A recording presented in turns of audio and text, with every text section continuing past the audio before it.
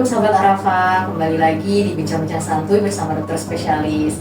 Bersama saya Dr. Diba Oktia, dokter umum di Rumah Sakit Islam Arafa. Kali ini kita akan membahas tentang kedokteran okupasi. Di samping saya udah hadir Dr. Yuni SPOK. Mungkin sahabat Arafa di luaran sana masih belum familiar nih dok, masalah okupasi itu apa sih sebenarnya? Boleh dokter ceritakan okupasi itu sebenarnya apa sih dok?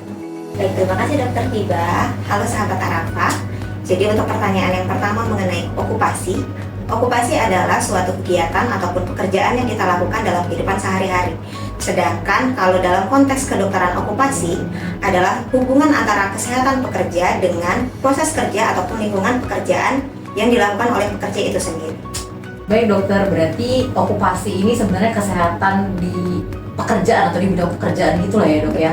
Oke, ini ada pertanyaan lanjutan nih dok. Biasanya nih pasien-pasien dokter tuh siapa aja sih dok? Kalau untuk pasien yang di poliokupasi sendiri nih dok, itu biasanya baik pekerja maupun calon pekerja, laki-laki ataupun perempuan dengan dari sektor industri besar, industri menengah maupun industri kecil seperti informal. Nah, kalau untuk contohnya sendiri itu seperti pekerja kantoran, pekerja dari SKK migas atau perusahaan maupun pekerja lapangan. Seperti itu. Baik dokter, berarti seperti yang penjelasan dokter tadi ya dok tentang beberapa sektor industrinya nih dok. Nah kan kalau di bidang perkantoran mungkin tingkat resiko pekerjaannya tuh kan lebih minim ya dok. Nah kalau misalnya daripada pekerjaan lainnya tuh gimana ya dok?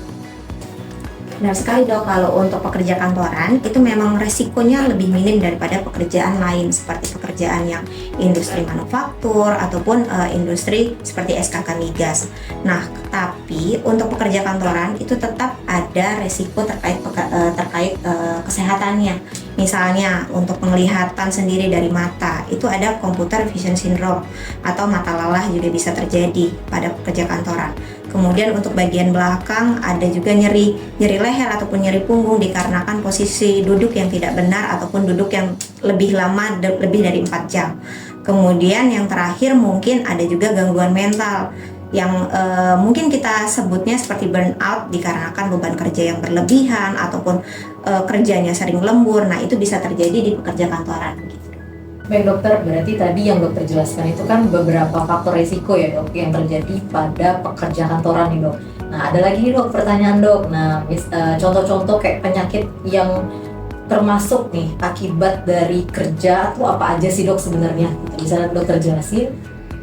Kalau untuk penyakit akibat kerja mungkin agak banyak dok kalau misalnya harus dijelaskan. Tapi mungkin contohnya yang mungkin bisa dipahami seperti asma akibat kerja karena ada pajanan debu di tempat kerjanya. Kemudian ada juga kanker akibat kerja, misalnya ada pajanan asbes ataupun ada gangguan pendengaran dikarenakan ada pajanan bising di tempat kerja. Namun untuk penegakan penyakit akibat kerja sendiri itu harus ditegakkan melalui 7 langkah penegakan penyakit akibat kerja. Jadi memang agak kompleks dan harus tiap langkah tersebut harus jelas untuk apakah memang disebabkan oleh pekerjaan atau faktor lainnya. Baik dokter, berarti tadi tuh beberapa contoh penyakit yang bisa dialami ya dok ya sebelumnya. Ini ada lagi dok pertanyaannya. Kalau untuk sahabat-sahabat Arafa nih yang tadi awalnya nggak tahu nih okupasi itu apa, kan makin banyak nih dok jadinya pertanyaannya ya dok ya. Nah layanan apa sih dok yang bisa dokter spesialis okupasi berikan tuh apa aja gitu kalau mereka mau ketemu sama dokter okupasi gitu? Jadi kalau untuk layanan kedokteran okupasi di rumah sakit itu terbagi menjadi 2, ada layanan individu dan layanan komunitas. Nah kalau untuk layanan individu itu seperti penilaian kelayakan kerja, kemudian penentuan penyakit akibat kerja dan tata laksananya, kemudian penghitungan kecacatan pasca kecelakaan kerja, dan yang terakhir itu adalah program kembali bekerja. Sedangkan untuk layanan komunitas itu ada analisis MCU berdasarkan okupasi atau pajanan di tempat kerja, kemudian ada vaksinasi pekerja. Oke dok, ini pertanyaan terakhir ya dok. Medical check up okupasi itu apa ya dok? Terus pemeriksaannya tuh apa aja nih dok? Nah, boleh dokter jelaskan kembali ya dok? Jadi kalau untuk MCU berbasis okupasi itu dok, lebih ke pemeriksaan yang kita rancang berdasarkan proses kerja ataupun pajanan di tempat kerja yang dilakukan oleh pekerja itu sendiri. Nah, untuk pemeriksaannya sebenarnya hampir sama dengan MCU pada umumnya, namun ada pemeriksaan khusus nih. Jadi kalau untuk pemeriksaannya itu ada pemeriksaan anamnesis, pemeriksaan fisik, kemudian pemeriksaan penunjang seperti laboratorium, radiologi. Kemudian untuk pemeriksaan khusus mungkin ada beberapa yang harus kita lakukan seperti screening kesehatan mental, kemudian audiometri, spirometri, ataupun treadmill jika usianya di atas 40 tahun.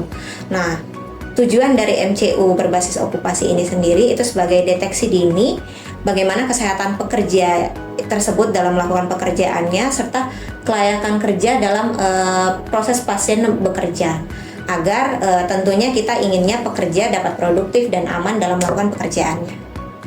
Baik dokter, terima kasih dok atas bincang-bincang santai kita yang cukup singkat sih sebenarnya tapi padat isinya, yang dimana sebelumnya mungkin sahabat-sahabat Arafah di luar sana tuh belum tahu nih dok okupasi itu apa sih sebenarnya, terus fungsinya apa, pemeriksaannya tuh seperti apa gitu ya dok.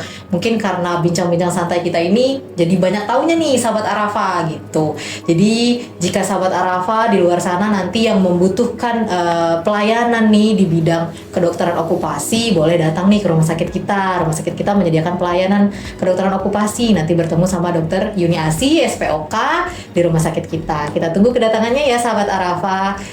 Untuk saat ini kita akhiri dulu ya dok bincang-bincang santai kita hari ini. Saya akhiri dengan wassalamualaikum warahmatullahi wabarakatuh. Dadah sahabat Arafah.